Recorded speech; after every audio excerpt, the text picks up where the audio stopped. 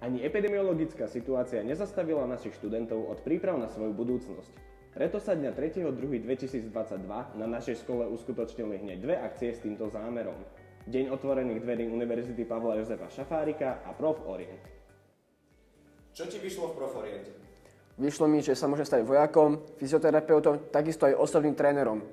No takisto mi vyšlo, že mám dobrú pamäť aj na čísla, čiže môžem robiť aj nejaké veci v informatike.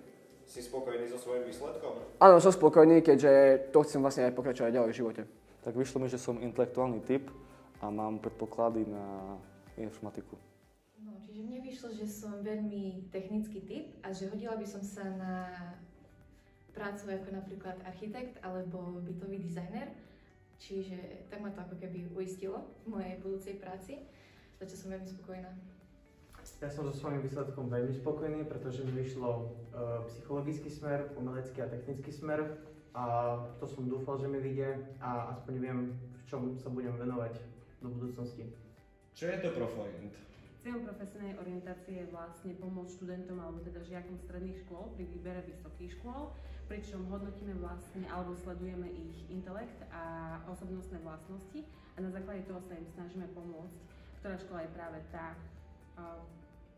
ktorá by ich vlastne zaujímala alebo ktorá sa hodí na základe ich vlastností a schopností. Prečo pracujete práve s predmaturitným ročníkom? Pretože práve títo žiaci alebo teda študenti si potrebujú už vyberať semináre a potrebujú sa rozhodnúť pre tú vysokú školu.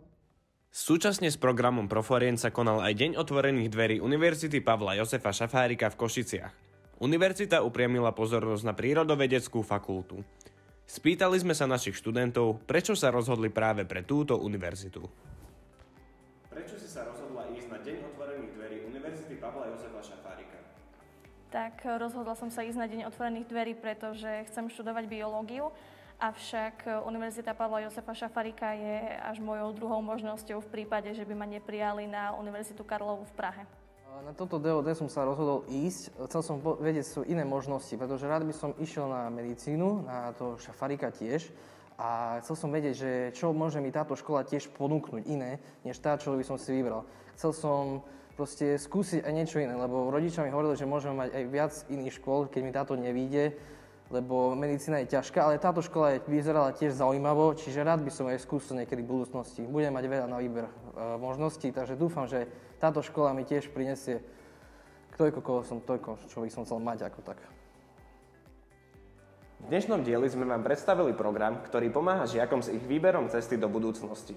Ďakujeme Univerzite Pavla Jozefa Šafárika a Centru profesijnej orientácie za spoluprácu. Pre Gimme News, Ján Hadžala.